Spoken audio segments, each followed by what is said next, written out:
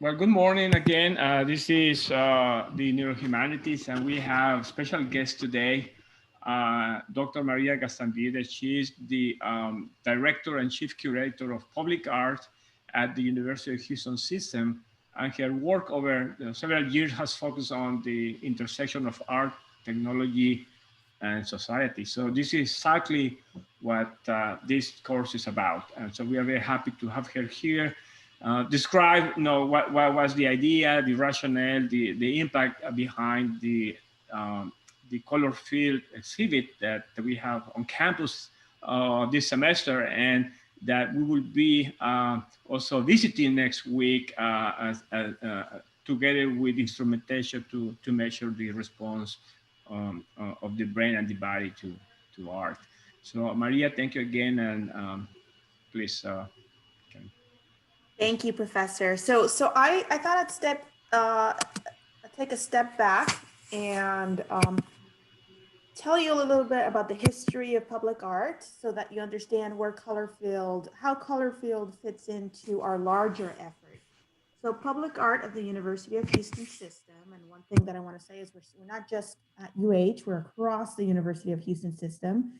Um, we are the oldest arts organization within the system. And as you may know, our university system is the fourth largest university system in Texas. And across all of our campuses, we serve over 70,000 students and something like 15,000 faculty and staff. So we have a huge internal community. So a little bit about how public art came to be. We celebrated 50 years in 2019. And so this is one of the oldest and most distinguished collections of art in public spaces in the nation. And so how this came about was that in 66, the Board of Regents of what was then just UH voted to establish a policy that would dedicate 1% of the construction cost of all future building projects to acquire works of art. So these were a group of people that came together at UH around a simple idea, how to bring art to what was then just the University of Houston. And they spent a few years lobbying until 3 years later in 1969, the state of Texas passed the necessary legal framework to allow for these sorts of programs across all state agencies. So our structure is we get 1% of any construction budgets for new buildings and 0.5% of any new renovations that exceed $5 million. And that's across the system. That's one of the ways in which we acquire our revenue. And so in 1969, UH became the first public university to formally adopt a percent for art program. So MIT was the first university, to my knowledge, in the country that established a program, and that was in 1965. So if you think that our Board of Regents and professors and our president at that point were thinking about this in 66, I am sure, I don't have hard facts for this, but I am sure that UH was among the first couple of universities that adopted this program. And we adopted it, like I said, internally in 66, but formally in 69. So we were right there with MIT in terms of longevity. And so we're now 50 years old and our permanent collection has matured, and it is certainly one of the most significant and most important public art collections in the country. And I'm saying this because it's a differentiating factor for UH and the rest of the universities in the system. And it provides a very unique experience in our campuses for our students and community. It's very unusual.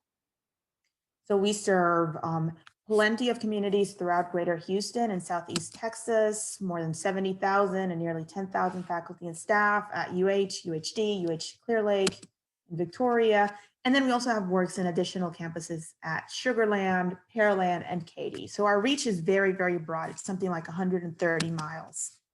A little bit about the mission of public art. We engage academic and global communities in an open forum.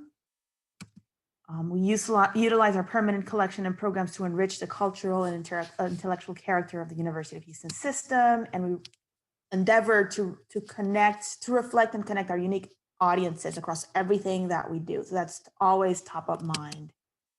Our vision, which is what we are kind of going towards, our future focused vision, is to create a more expansive. So we started out being a collection, and since I joined in 2018, we've been really working hard to transform this into a more robust ecosystem where cutting edge public art, higher education, and diverse communities can converge. And so I'm so excited about this collaboration because this is exactly where you all fit in and into our larger puzzle. We also want to deepen connectivity with all of the multiple communities that we serve. So of course, our internal audience of students, faculty, and staff, our neighboring communities across the system, and of course, broadly, the city of Houston and all of our very diverse communities. And so we want to diversify our artists, our artworks, and programs across the board, and everything that is top of mind across everything that we do. So a little bit about our permanent collection. Here are 3 very early acquisitions, and you'll notice that the first two acquisitions actually were by Japanese and Japanese American artists, and the third acquisition was a work by a noted German sculptor who had ties to the Bauhaus. And I should also add here that we acquired a work by Francisco Zúñiga, so Guatemalan, but based in Mexico in 1971.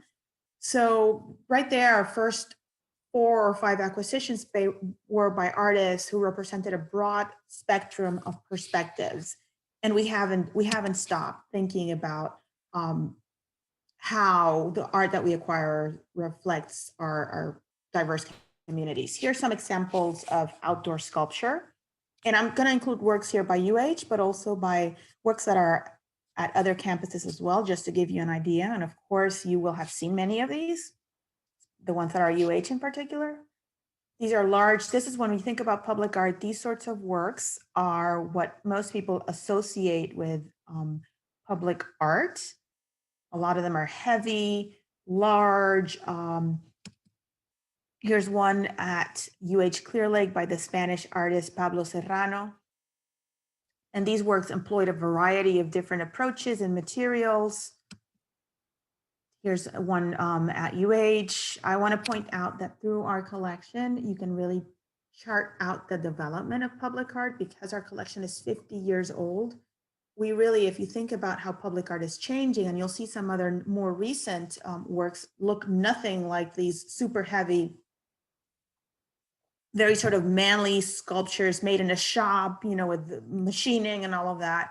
Early on, a lot of the artists were also experimenting with new materials. In this case, Corten steel, which was developed in the late 50s and 60s, and a lot of artists were attracted to it because they're attracted to that kind of rust color that it acquires over the years without degrading its qualities in terms of longevity and strength.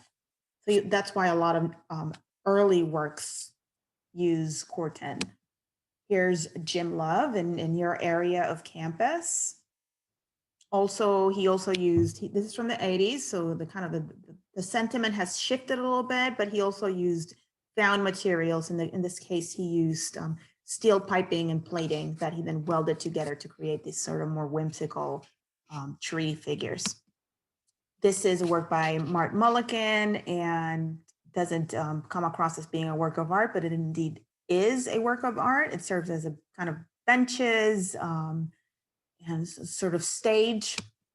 This is a very interesting piece by Luis Jimenez at UH. He was extremely well regarded Chicano artist who happened to teach for many years at UH. He was born in El Paso and kept a studio in New Mexico, but he came to UH every spring to teach, and he unfortunately passed away in 2007, but we're fortunate to have this work. He pioneered the use of fiberglass in art, and it's very interesting because he kind of retained some of he wants to sort of suggest that this is a painting, and you kind of see those traces of these very thick brush strokes, but he achieved that with fiberglass. Super interesting piece, very lovely at the corner of Wheeler and Cullen. Here is Mary Miss. And so you kind of see already how public art is changing from the big, large, mostly geometric or abstract sculptures to proposals that look completely different. this was at the corner of Elgin and Cullen, but we are in the process of conserving it, and then it will be reinstalled along Cullen Avenue once the construction is done. This is one of the favorites across our campus by Jim Sanborn. I like to think of it as an architecturally integrated work. It's called A, and if you see it from above, this shape is actually a comma, but it comes alive and kind of becomes complete at night once it's illuminated. And then the reflection extends to the facade of the building and sort of the surrounding pavement. And in that sense, it is completely integrated into its architectural backdrop. This is another piece at UH. It serves a very concrete architectural purpose. It serves to divide some spaces, but it is an artwork in and of itself. This is a work by Carlos Cruz Diaz, which is one of our most famous pieces in the collection. Franco, born in Venezuela, but lived for many, many years in Paris. Here is another fantastic piece by Frank Stella, along with Cruz Diaz, which I just showed you, perhaps our two most famous works. This is at the Moores Opera House. And the work, it's a 3-part mural, and we celebrated its 20th anniversary in 2017. These are works that you may not think of artworks, but they are. They were specially commissioned for the architecture building at UH by an artist called Scott Burton. And the architect for the building specifically wanted to work with Scott Burton because his aesthetic kind of merged very well visually with his own. Now moving across the system, this is a beautiful mural by John Biggers, Dr. John Biggers, who was one of the foundational African-American artists here in Houston. He established the art program at TSU, which is where a lot of the artists that are working in Houston contemporaneously right now that's where they came, they got their training. So John Biggers is an immensely important figure for art in Houston, and specifically our African-American art. This is at UHD. This is a piece by Ralph Hemlick and Stuart Schechtner at the lobby of the Center for Public Broadcasting.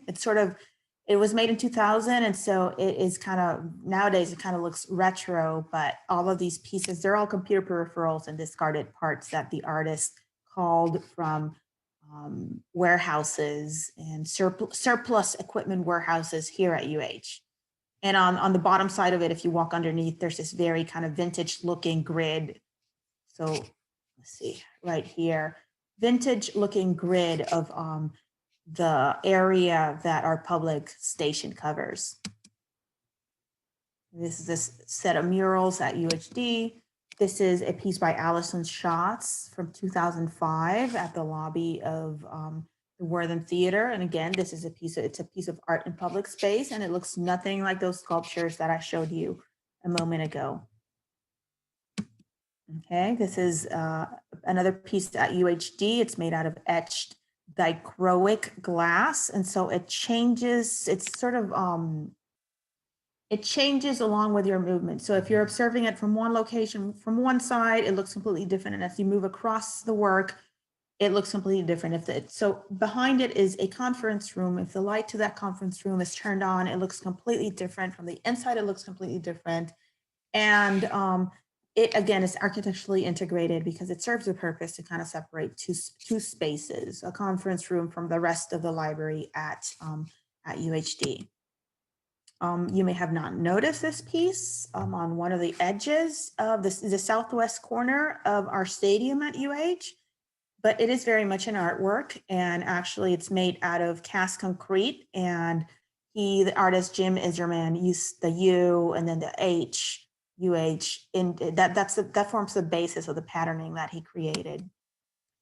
This work is actually very, very beautiful. It serves a purpose because it helps.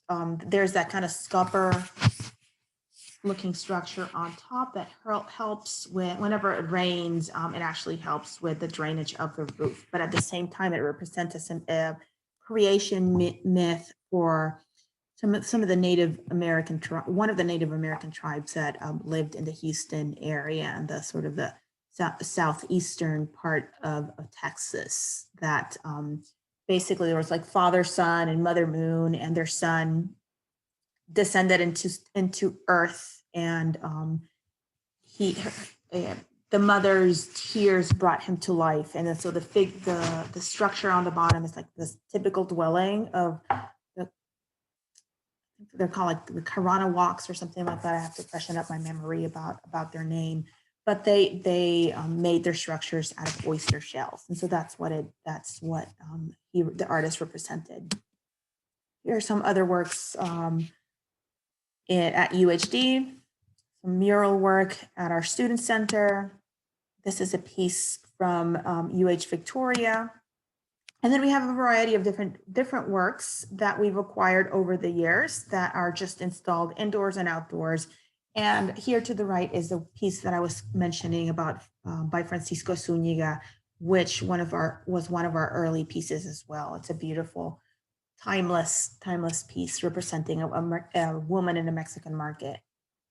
But we have photographs, collages, sculptures, paintings, a plethora of different types of works installed indoor or outdoors across all of our campuses, and they're always available for public viewing, always free of charge. So in 2019, we initiated a public art program, and this is where Colorfield comes into play. The base for our public program is Wilhelmina's Grove,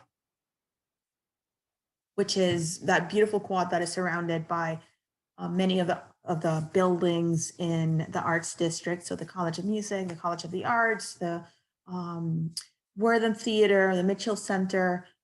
That square right there is kind of the home for our temporary public art program. And so the idea for that program was to create bring a roster of artists that we would facilitate their advancing the field of public art and extending their creative range. And then at the same time, challenging us to kind of broaden our vision, connect and to reflect and engage in meaningful dialogue around art. So our first project was this beautiful piece by Marta Chilindron. She was born in Argentina, but is Uruguayan, but has lived in New York City since 1969. So she's very much an artist of a sort of the Latino movement here in the United States. Now her work, so if you think about the first objective for the program, which was to kind of help our artists expand the range of their work. Her work is it's much smaller, and it's interactive and kind of transformable in the sense that they serve as sort of kind of puzzles that you can always kind of reconfigure into multiple shapes.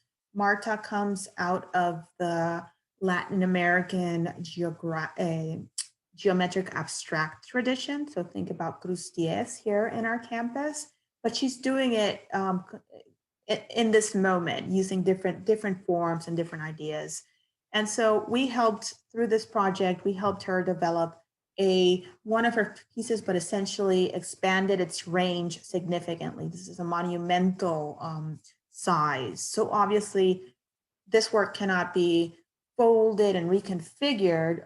In theory, it can, but logistically it would be very difficult. And so instead of the movement being participatory in the sense that her normal pieces require two people to kind of fold and create new shapes, here there's another type of movement. There's movement around the piece, within the piece, and then there's a very beautiful movement of the sun and the elements moving in relation to the work. So if you recall, it creates these beautiful shadows, beautiful interaction between the three sort of primary colors. And I'm saying sort of because we used commercially available acrylic that, to our knowledge, had never before been used for an art work. And not every color was available. So we had to select from the existing colors, the colors that more clearly kind of resonated in terms of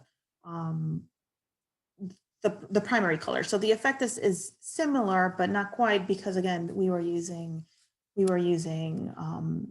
commercially sourced acrylic. And now I wanted to give you a sense of what's Colorfield is our second project in the series, but it's not. Obviously, we're planning ahead for the next two projects, and I'll give you a little sense of what's coming.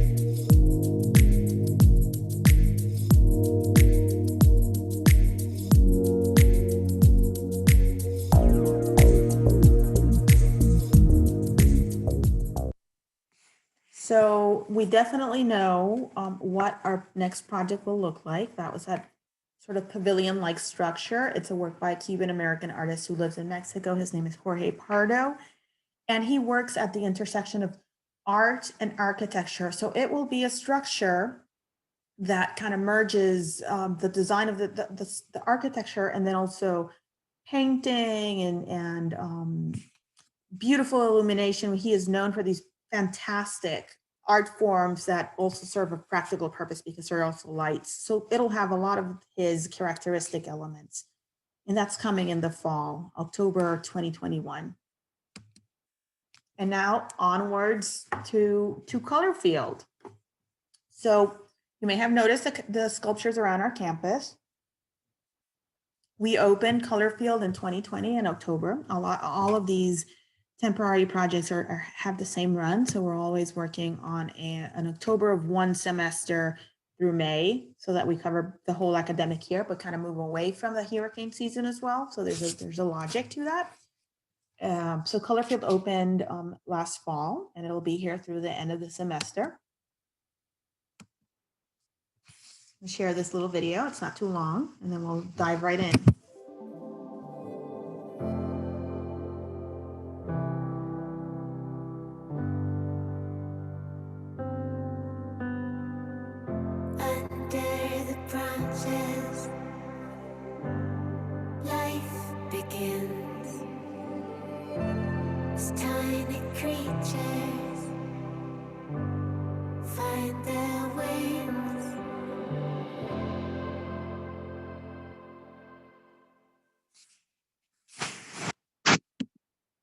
Okay, so what is this show about? A Colorfield is a show that features 7 contemporary artists, but reflect a long-standing trajectory that I'll discuss very briefly. But the common thread of all of their work is that they use color and use it towards completely different means. Color in the sense of color and how it alters our perception, or color or in terms of what each of the colors represents. And it is very important to us because the public art, because it's the first curated exhibition of outdoor sculptures that we have presented, as well as the second project in our temporary public art program. And to my knowledge, so it stretches over a mile across our campus. And to my knowledge, after being here in Houston for 15 years, it is the largest such exhibition that I have ever seen presented here in Houston. We worked on this exhibition collectively with Crystal Bridges Museum of American Art in Arkansas. And it was a very, very interesting partnership. And it also kind of helped to diversify the sorts of artists that we would have been able to bring to our campus, because it allowed us to work at a kind of more rapid rate and to bring a variety of different artists, not just one artist for one commission. So I am going to give you a little bit of a background in terms of Colorfield, because Colorfield, the exhibition, does reference an actual movement that happened in painting. So I'm going to give you a very brief overview of how that came about in painting, and then how certain artists kind of expanded on painting to create sculptures that address the same sorts of concerns.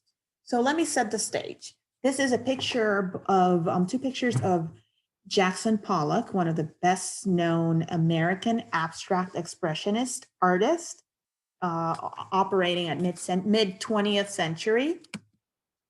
And He was part of a group that coalesced in New York, the abstract expressionists that like I said, came into fruition late 40s through the 50s, and their work was known moving away from representation and into the realm of abstraction. But they wanted their abstraction to be very messy, unprecise, and they were experimenting with building up the canvas, adding matter, making use of pigment, and just making their surfaces very rough, and then their forms kind of very rough and dirty, that then quick, gestural, it's called in art history.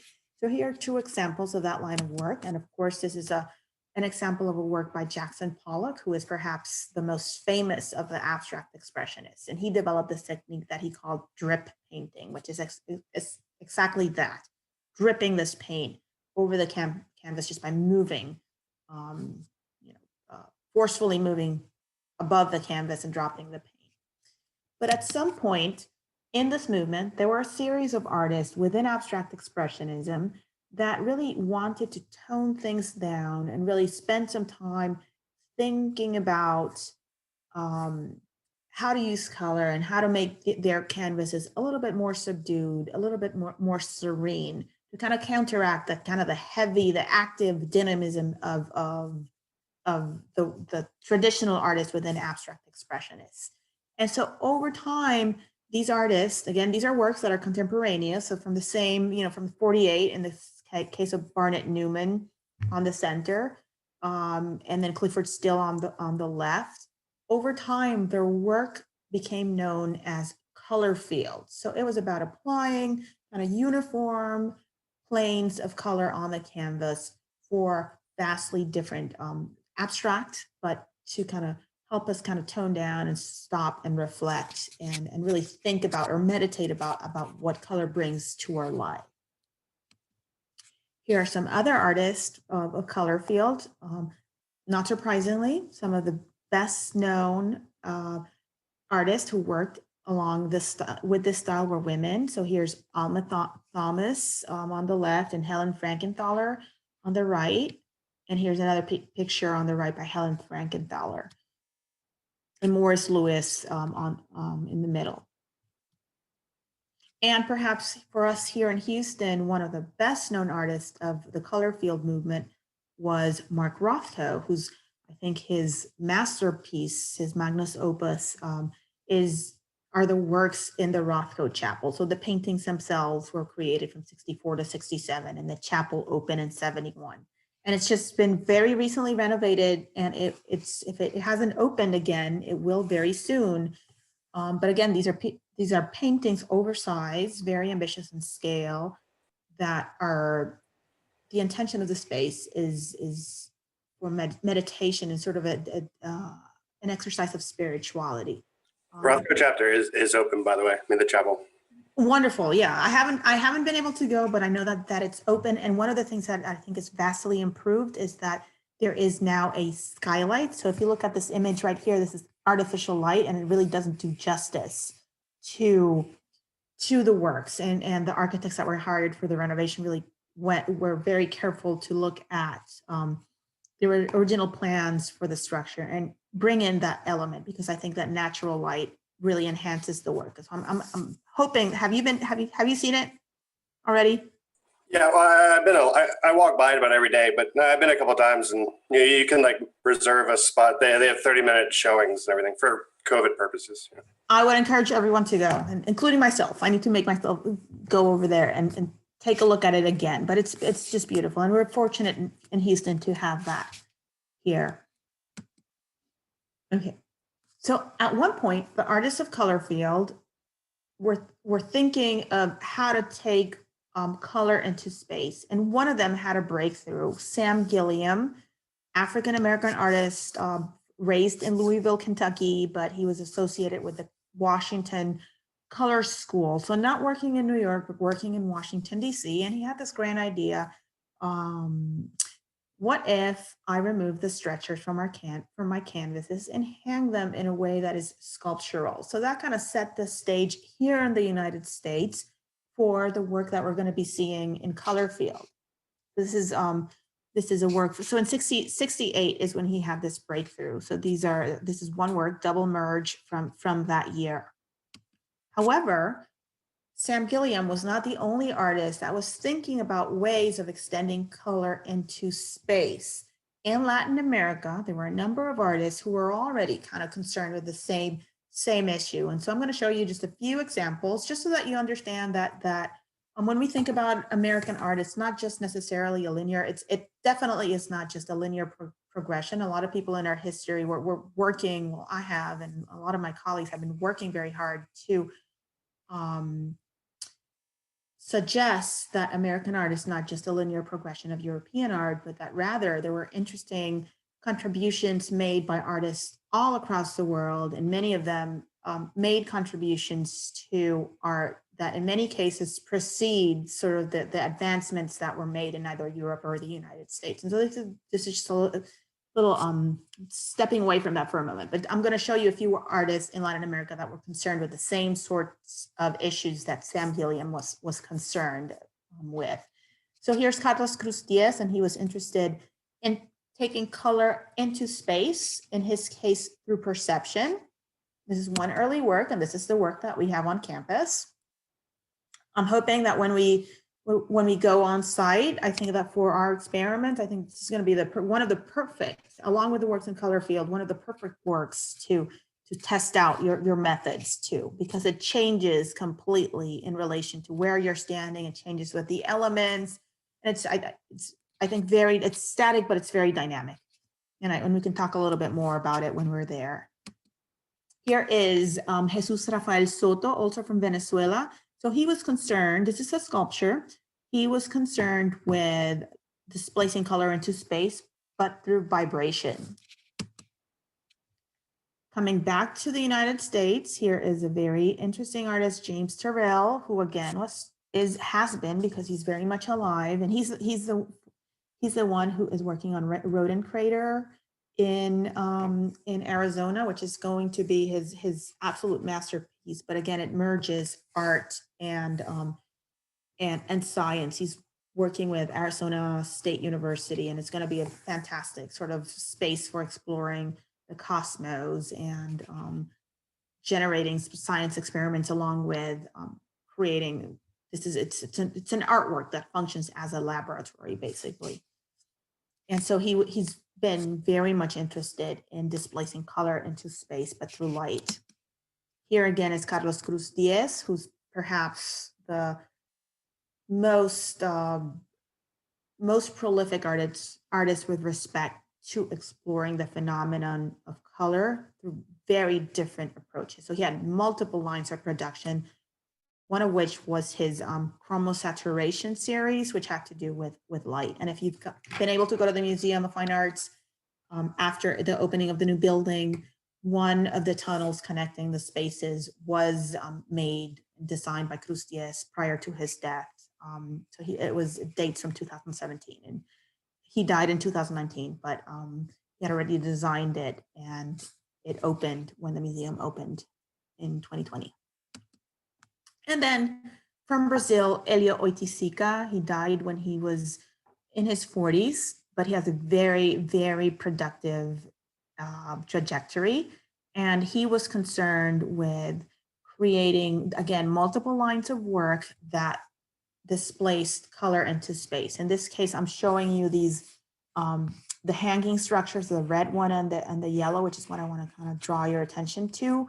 They're called spatial reliefs, and they were exactly sort of a combination. They were in between painting and sculpture, also geometric. Think about what Marta Chilindron, there was a very strong geometric abstract school in all of South America, and Brazil was one of those hotbeds of that tradition. So Elio Oiticica was a younger artist, but kind of used that same language to create these sort of experiments with color. And along the left these are his bolide series, or fireballs. And so these were interactive little structures where he rehearsed the interaction of color. In some cases, he even added like raw pigment in them to kind of, again, talk about color and think about how color changed our perception. And this is a very monumental piece by Oiticica that he did shortly before his death. He died in 1980, and it's in Brazil. But again, this is a clear, I find it's a clear line between this sort of work and what we're going to see in Colorfield. So here we are, Colorfield. So we have work by 7 contemporary artists, and and it also includes a soundscape, so a sound piece, which complements the artworks. These are all artists working in different parts of the country, different generations, but they're very much, some are better known than the others, but they're very much artists who are concerned with color, like I said before, applied for vastly different means. And one of the things that is most interesting to me about this show is that there are artists who are more concerned with using color to engage audiences and bring in new audiences. And then there are some other artists who are using it for very marked political commentary and everything in between. So we'll go through a lot of that. Okay, so this is where the works are located. So we wanted to make this publicly accessible and friendly to the public. So we created it a sort of like a linear path, except that of course our campus is open and porous so that you can access the exhibition from multiple places. But in my mind, there's 2 bookends. So there's the area around Wilhelmina's Grove up here, close to our parking facilities and all of that. And then of course there's the area around Ecolin, very close to the Welcome Center garage. And those are kind of the 2 bookends for the show. We've created foldable maps. We have created this complimentary virtual experience that is available through our website, because we're seeing how we wanted to make sure that some people may be comfortable coming to campus, and for those who are not able to or comfortable coming outside, even though it's perfectly safe, that they can experience these works from our website as well. So I'll kind of go one by one. This is here a work by Sarah Brayman. It was made out of a concrete culvert, and then she inserted these glass elements. It's very reminiscent to, even though they do not know each other, it's very reminiscent to Marta Chilindron's piece. So a lot of you, I think here in Houston, we're making that connection in a way that maybe when the exhibition opened in Arkansas and then it traveled to Florida, those audiences could not make that connection. So again, there's 4 glass elements that reflect onto the ground and interact with each other.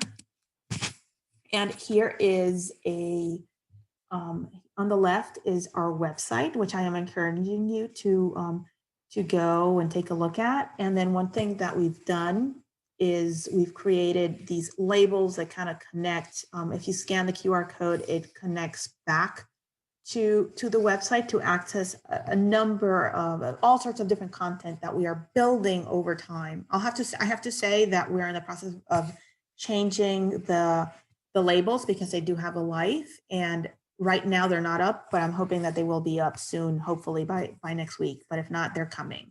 So if you scan this QR code, it opens up pages from our website. And let me share, one of the things that is unique about our presentation is that we collected sound bites from each of the artists. And let me share an excerpt of Sarah's, because I really do think that hers in particular sort of captures the sentiment for the show. Let me do that in a sec.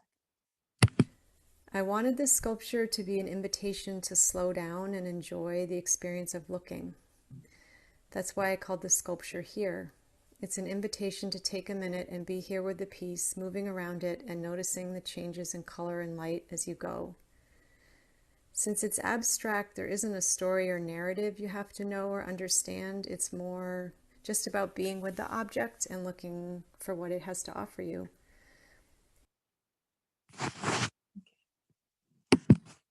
There's some details, kind of capturing some of the effects that I was talking about. Again, it's kind of related also to Cruz Diez's work in terms of perception. There's a good sort of core group of works, both in our permit that in this exhibition that I think speak with or are in dialogue with works from our permanent collection. And that's another thing that I was looking for when we selected these specific works for Houston. Okay, these are two examples of Jeffy Brewer's pieces. They are by these two. This is Cloud and this is called Pink Sexy, and they are both by the Arts District adjacent to Wilhelmina's Grove. And this is an artist that I was talking about. He is very much interested in making art accessible to a variety of different audiences. He, of the 7 artists, he is the one that is from Texas. He works out of Nacogdoches. So not quite a Houston artist, but close by. These are some works, some other additional works by Jeffy Brewer. These are these 3, and the next one I'm going to show you are all on Butler Plaza in front of the library. Here we go. This one's titled Pop, right, by E. Collin. Okay. This is our sound piece. I'm going to play it for a second, but I'll keep on talking. So Amos it's called Colorfield Outside In, so you can very much use it if you want as the soundtrack for the show. Amos was interested in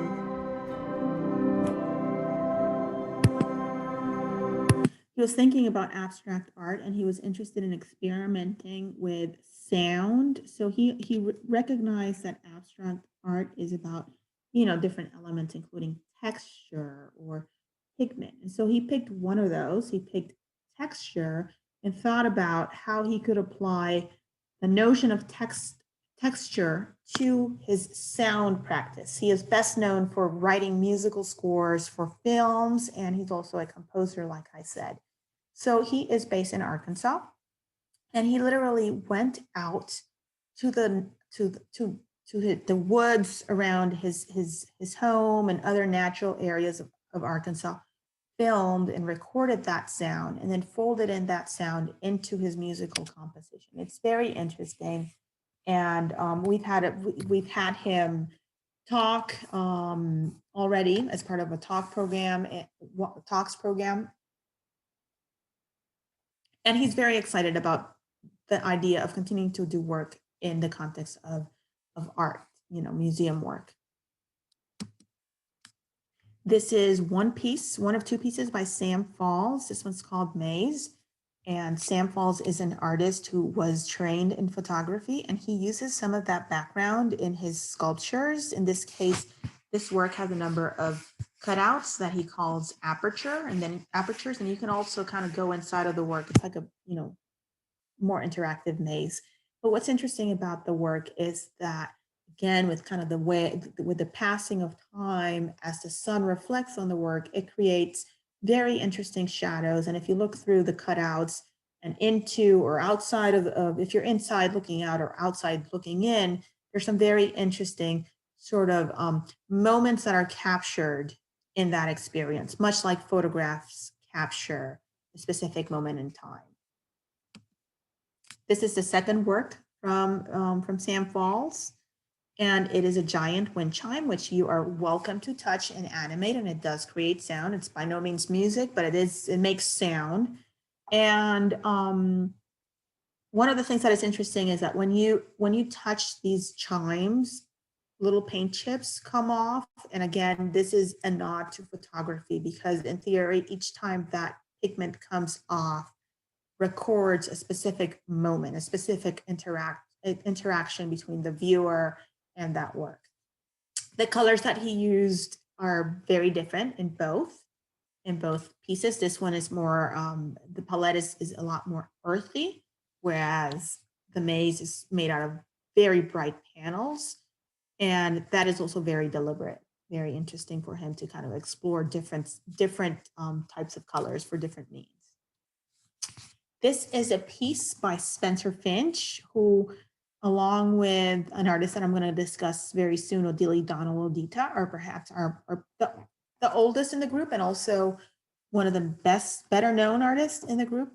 The piece is called Back to Kansas, and it is a nod to The Wizard of Oz. So in creating this work, Spencer obsessed over the movie and spent a lot of time watching the movie. And so these squares are all colors that come directly from the movie, so that you may find one of these yellows is actually the gold of the yellow brick road at, minute 55 of the movie, and maybe the red is the red of Dorothy's shoes, or a silver is the Tin Man's shadow. It's that they're all direct references from the movie. On our website, we have a graph showing exactly where he took each of these colors from. And what's really most interesting about this piece, at least for me, is that if you think about the movie starts out in black and white. And then when Dorothy and her friends enter Oz, it's full-blown Technicolor. And then after they leave Oz, it goes back into black and white. This piece operates at a different level because it's west facing. And so right at sunset, if you spend some time looking at it, right as the sun is coming down and it's becoming a little darker, all of these bright colors will shift and become much more muted and much closer to sort of a black and white, not quite black and white because it's outdoors, of course, but more closer to that kind of black and white range. And also the aspect ratio, it preserves the aspect ratio of the original film. So it's a direct nod to this film. And by the way, we are organizing a film series for April. And so we're going to have a number of movies, April 10th. So mark your calendar, but we're going to have a number of movies, including The Wizard of Oz, that in some way or another address notions of color, and movies that have been important because they introduced advances in color. So Wizard of Oz from 1939, I think, along with Fantasia, were one of the first movies, if not the first couple of movies, that introduced Technicolor. So we'll have 2 or 3 more movies that also from our time, some of them that also kind of address that. And here's a work by Typo at the Cullen Family Fountain. Typo lives in Miami. He's one of the youngest artists in the exhibition. And he came out of the street art movement, graffiti street art, but has now since evolved into a fine artist in his own right. And the work is titled Forms from Life. So not surprisingly, these look like children's building blocks. But one of the things that is interesting about this piece is that on one of them, there is a black crow, which I should have inserted a detail, but I did not. Sorry about that. But anyway, it serves as a reminder for us it reminds us of our own mortality, intended to remind us of that. And also it's the way that the artist has to communicate that we should make the most of every moment that we have available to us now, because at one point or another, we will all pass. And then this is one of my favorite pieces from the show, Negative Space by Odili Donald Odita. Odili was born in Nigeria, but emigrated with his family to the United States at a very early age. The work is comprised of 13 flags representing the 13 colonies of the United States, and he uses the red, white, and blue of the American flag, but then juxtaposes the complementary colors of orange, green, and black to the flags. And so he wants to suggest the idea that there is beauty in diversity and how difference complements. And I also wanted to this is how it looked at Crystal Bridges, and we have it here in front of E. Cullen. The work is also very much about institutionality. And so we were able to find the perfect location for it right in front of the seat of administrative power for UH and the UH system. So he was very, very pleased with this location. And I'm going to very briefly play his soundbite, because I think it has a lot of relevance to our UH community as well on multiple fronts. Oops, sorry. I didn't get it. There we go. My work for this exhibition is titled Negative Space, which was made to address current issues in American politics, in particular the detention of migrating immigrants and the separation of their families at the U.S.-Mexican border. I must acknowledge that this issue is important to me as an immigrant myself, with my family leaving Nigeria at the start of the Biafran War for safer haven in the United States.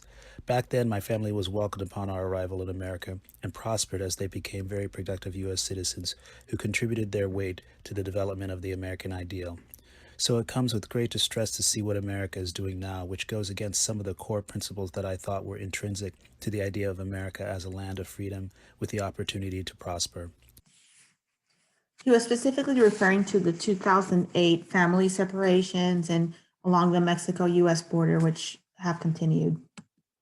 And then finally, I just wanted to end by saying that we've created an incredible amount of content that directly relates to each of these pieces, and all of this content is available on our website.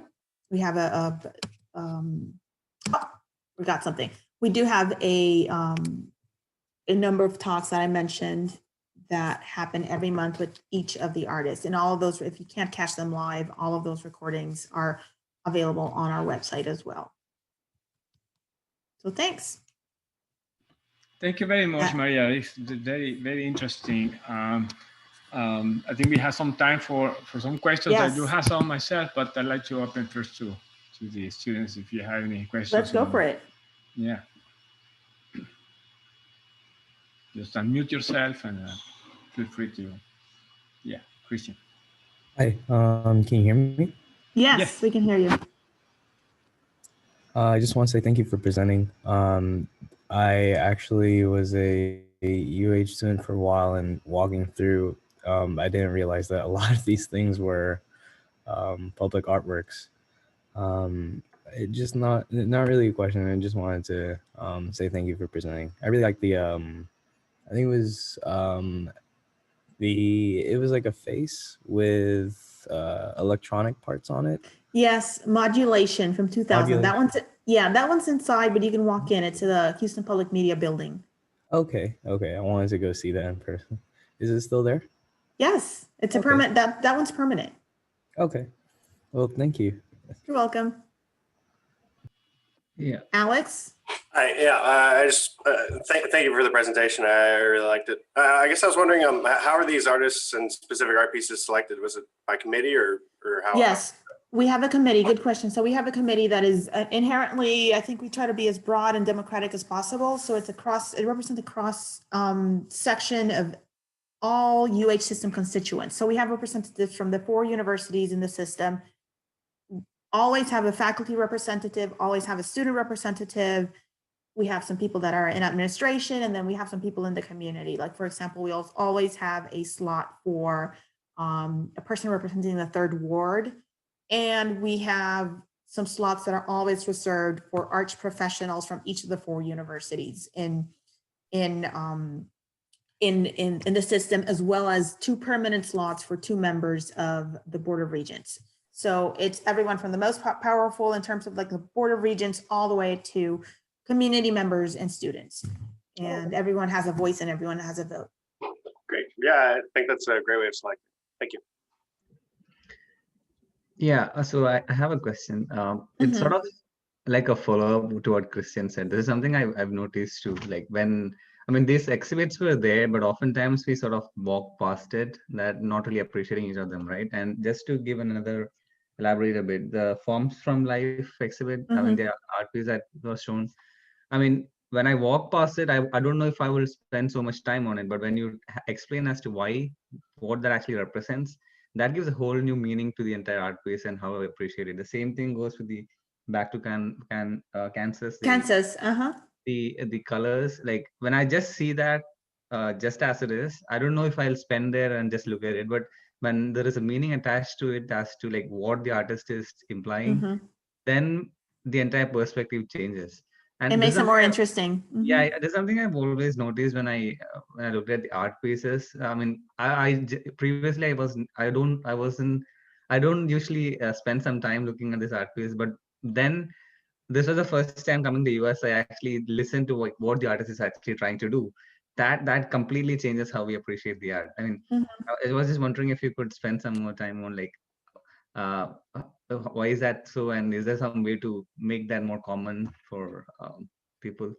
Well, yeah, we have to find ways because sometimes, like you said, work in itself and not knowing what the artist was trying to achieve, it doesn't make it as interesting or compelling. But in my case too, I always want to know these stories because then I get a better sense and better appreciation of the work, knowing what the artist, especially if they have been successful, knowing what the artist wants to achieve. And that's what we're trying to do. But I mean, this collection has been at UH for 50 years and across the system for a long time as well. And we have to find ways of reaching every person. And we're trying as hard as we can, but maybe the approach is to kind of have a top down and have the powers that be really spend some time making sure that people understand the wealth and the richness that exists and the incredible opportunity that is having these works on all of our campuses. Because like I said, it's a differentiating factor. A lot of universities have museums maybe, but not a lot of universities have public art available to our students. And it's different because a museum is just a building, and at the end of the day, you may or may not go in, and you may feel intimidated by going in because you don't know how you're supposed to behave, or maybe there's a cost associated with that. But these are works that are free, always open, and always available for everyone. So it's about direct, constant interaction with these pieces, and that is very personal and unique. And so, anyway, I encourage everyone to spread the word. Sorry, just one more question. You mentioned a night where you're going to be discussing representation of color in film. Is that a set date yet? Or I just Yes. It sounds really interesting to me. It's April 10th. And what we're going to do is we're going to show, April 10th. It's going to be a Saturday. We're going to show 3 or 4 movies, including The Wizard of Oz. And we're also going to, I don't know if you know about the Dark Side of Oz. So, you mean like the Pink Suicides by or what Dark Side of Oz? It's the Pink Floyd. It's like a sound score. Yeah. So we're going to do that. We're going to show the movie in the morning, and then at night for the late, for whoever, especially the student community, if they want to come back and listen to it with the score, we're going to do that as well as 2 other films that we're kind of tying down that encapsulate some key moments in film production where key advancements were made with color. Okay, great. Thank you. Yeah, I have a couple of comments and questions. So Sure. I think that at least some of these pieces have a component in terms of science or technology, right? So so certainly you need to understand something about how the brain processes color, or the fact that there are color illusions, for example, that artists sometimes take to their advantage, right? Or we see lines that are invisible, right? That contrast or something like that. And then the soundscape is another nice example. And I was thinking, one of the problems that we have in brain science is, how to understand the signals, how to visualize, how to hear them, So I was thinking, maybe, and in fact, we have a project that is in a way, a soundscape of the brain activity. And I wondered if when you were talking to these artists, whether any of them, were interested in collaboration with scientists, and if so, what would be the best way to engage them? I can put you in contact. I know that the sound artist is very interested in that sort of thing, and I can put you in contact with him. I think he would be great. Yeah. And we could even we could even do a workshop, and I'd be happy to make that happen. We have planned a couple of workshops this spring, but maybe that could be one. Maybe he could do that for students interested in in that intersection of art and science. I'd be happy to make. Oh, that would be really amazing. I think many on this group and others within, not only engineering, but psychology and medicine will be actually very interesting. Because, how do you transform signals? And he was looking at textures and other things, but, we can make these signals available from the brain and the body and then, have a dialogue with him. What would be the best way to sort of bring them to life in a different domain? So that would be great, particularly Yeah. if this is spring, maybe we could do something within this particular course, but could be also. Yeah, no, this spring, it has to be this spring because the Yeah. show closes May 31st. So that could Right. be one. Yeah, so yeah, please let me know how we can make that Okay. happen. I think the film festival, I think that's very, very good idea, and I'm planning to attend. Encourage everybody to attend. I think that would be great. Now, I want to also know from the science point of view, there has been research on, of course, on color perception, but also the neural basis of color, you know? And I'm gonna make available a preprint of a really interesting study in Oxford where they did a study of decoding visual color from a scalp electroencephalography, which is the technique that we use to measure brain activity, EEG. And they have really nice data on how many subjects you need to actually detect changes in color, or how many trials. There's a lot of methodology there, and I thought given this is the Colorfield exhibit, that we could perhaps address from the point of view of the brain, neuroscience, how color impacts brain activity, and look at different variables. As you say in one of them, depending on the time of the day or the weather, or the representation, the activation of that representation changes, and so we'll be interested to explore that concept. Well, it's too bad that Carlos Cruz Diaz passed away. He spent his entire life, and I didn't talk about it, but he was at first the creator of Double Physichromy on our campus, right? So he was first an advertising man in Venezuela, and he realized one day when he was working on his designs that there was something that he was working on one page that was red, and there was a white page besides it, and he noticed that the red reflected on the white page, and so that kind of set him off, and he spent his entire life talking and developing concepts about perception. And so one important concept that he developed was this idea of additive color, which is color that does not exist on the surface of the work, but that your eyes and your brain perceive it. And so his entire trajectory for 50 or 60 years was about depurating that and those types of phenomenons. And in order to get these works done, he had to invent the machines as well to, cut very precisely the strips that he needed to create, which did not exist, and use certain materials that he found from other locations, from other areas, and then adapt them to art. And in that process, also kind of make the machines to make these materials work for him. Super fascinating. And he unfortunately died at 96, but he still had a lot more to develop. He would have been the perfect partner for you. Yeah, great. Any other question from the audience? One question. Yeah, please go ahead. I noticed like a lot of the public art around the U of H is really focused on like the visual art, and there is this soundscape that is one of the temporary pieces.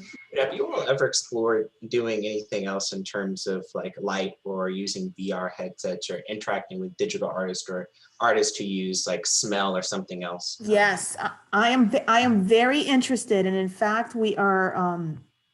Along with a colleague, we are working, which we'll plug you in at some point. We are working on an initiative of art and technology, and how these come together.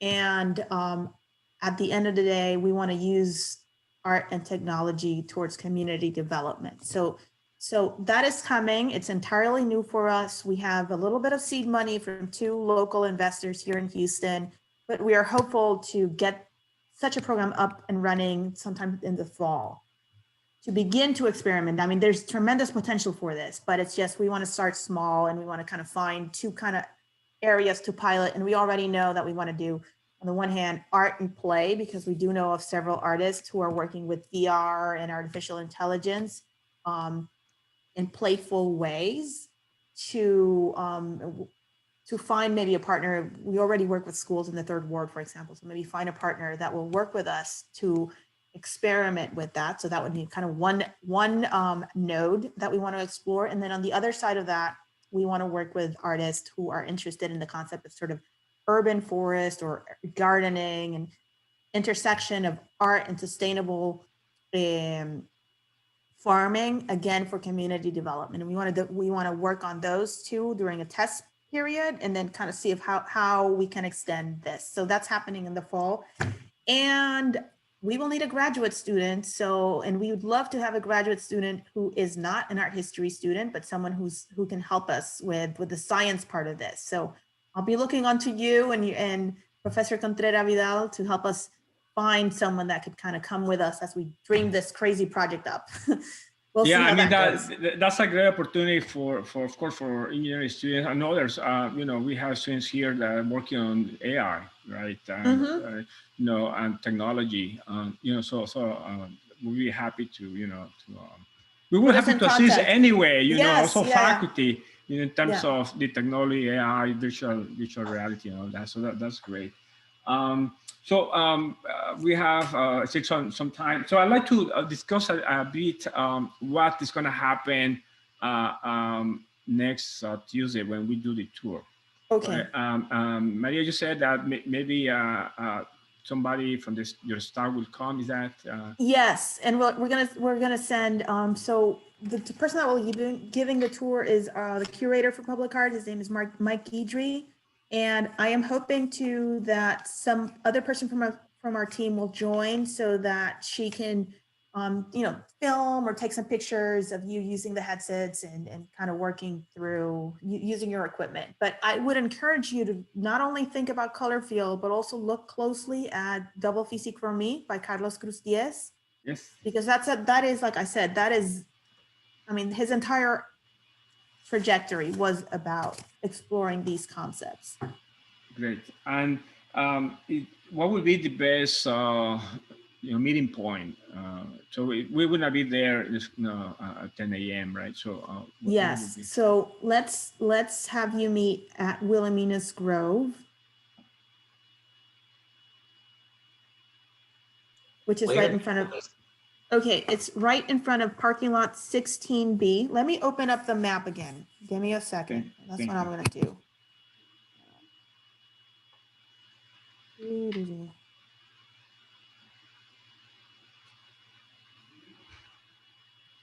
I can find it. Hold on.